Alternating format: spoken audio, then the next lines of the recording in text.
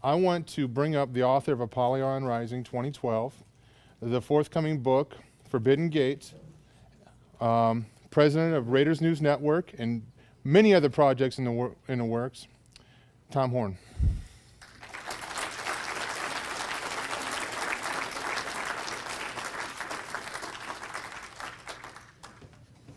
Well, I was just telling Derek and Sharon Gilbert that to try to follow Sharon, I'm done and I'm leaving now, so hopefully you've had a very good time. Actually, just before I get started, what I really do want to do is I want to ask my wife, Nita.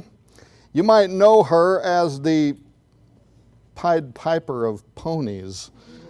She's a horse whisperer. She's the light of my life. I want her to come and say hi to you. Thank you for this opportunity to greet you. I don't normally do this, but I wanted to, and I was excited about it, and I didn't know what to say when I got up here, but something really cool happened to me today. So I'm going to get emotional for just a second, so bear with me, because I'm a girl. All of this talk, you know, apocalypse, DNA change, end of the world, last days, I love it and I hate it. I love it because we know that the redemption draweth nigh. Right. And so I'm happy about that. I hate it because what I do love, besides all my little ponies, is I love my kids and my grandkids. I loved them before they were born. I loved them before they were born. And I love them even now before they're born. There are more to come. I'm sure there'll be more grandkids, and I'm loving them even before they're born. But I also hope for their future. And I know where my hope lies, and I know what our calling is. And we cannot stop at this conference. This is the beginning of what our job is, right. And that's to get the word out. So I met a wonderful lady earlier today. Terry, thank you so much for coming back to the table and talking to me for a moment. She made me realize that I am not alone in how I feel. And God has given me an opportunity mid of next year to host a ladies' event, and she agreed to pray for me because this is a very difficult, subject for emotional women to cover because we just want to either cry or, we want to go home and hug our kids and our grandkids. We want to hope for the future, but we also don't want to be caught without oil in our lamp. It's a very tough challenge, and I know that God has brought me to this to do, so she's going to pray for me. Thank you. And if there's anyone else out there that would like to pray for me, please feel free to. Thank you. Watch out for your stuff there. I'm going to pull this off and hold it just in case we have the same kind of a problem, but I'm such a big bag of wind that probably don't need the microphone anyway.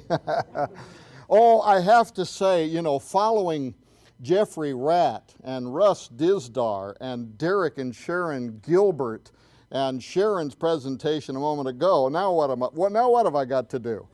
There's no winning. I'm already on the downside, so I'll just let it fly, I guess. See what I told you I would do, Mr. Cameraman? Hey, I want to say, by the way, to Sam and Alice Miller, who are here and who are running these cameras, and they're doing this just as a gift. I wasn't here earlier. I don't know if we told them thank you, but would you give them a round of applause because we very much appreciate their ministry.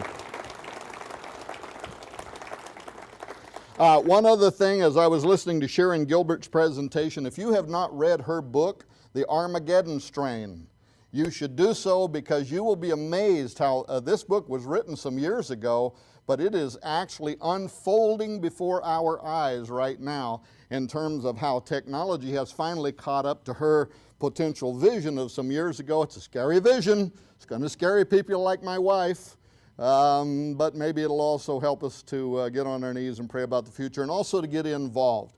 I should tell you that some years ago, following Dr. Willard Cantillon at the Oregon Bethel Park, whatever it was called, old-fashioned family camp meeting, kind of reminds me of having to stand up behind Sharon Gilbert because his opening line was, man is not a transcendental ideation, of intraseptic autocatholic solidaric redaction, nor an orgasmic individuality of mobilized egresses, nor an atypical voldality of voltronized, transfusiformed differentiation spontaneously race-mated into homogeneous individuality. And I said, say what? He explained shortly thereafter that all he had said was that man is not a process of evolution. And his point was that these people who want to support evolution, whatever, they will do what an old preacher I knew years ago who used to use the term 16-cylinder phraseology. They'll wrap their conversation in all these big difficult words in order to try to give it the pretense of being scientifically supported or philosophically supported or whatever. And if you can't keep up with the language, then obviously you're the idiot and they're right, so get on board and believe in evolution. And his whole point was, it's all a smokescreen, ladies and gentlemen. Well, we've been hearing about the smokescreen today. Oh, and the first giant catastrophe in today's conference occurred when Sharon got up to speak. I was outside, I came in, and my wife said, "Oh, don't tell the joke, Sharon just told it." I had it all worked out because I was on Prophecy in the News, PID last week, and Derek reminded me of this joke, you know, the transhumanists that go up before heaven and say, we can make a better man than you can, and God says, you're going to have to get your own dirt. Everything you told it. Yes. I can't tell it. But I have an alternative. A little girl goes to her daddy. You always have to have a backup plan in case there's a Sharon Gilbert in the audience. And she says, "Daddy, where did people come from?" And the daddy says, "Well, a long time ago, God made Adam and Eve. He made man in his image, and Adam and Eve began having babies, and before you know it, here's all the human race."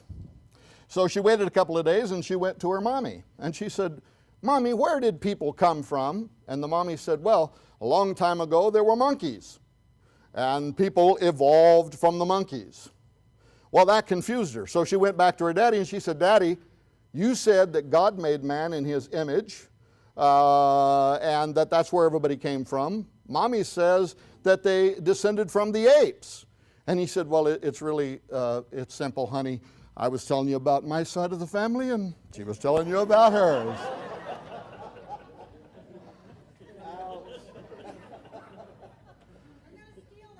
Oh, after today, I don't care. But you almost ruined everything for me, so boy.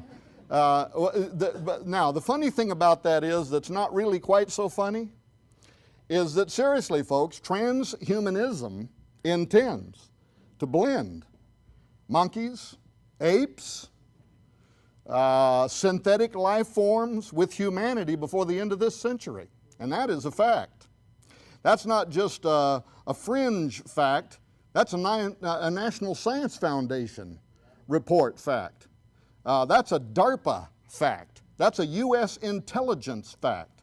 That's a Jason's, the highest think tank at the U.S. Pentagon fact.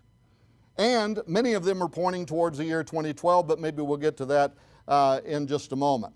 It is not fringe, in other words. In leading think tanks around the world, Dr. Leon Kass, the former chairman of the President's Council on Bioethics, he says in think tanks and laboratories around the world, right now the groundwork is being written.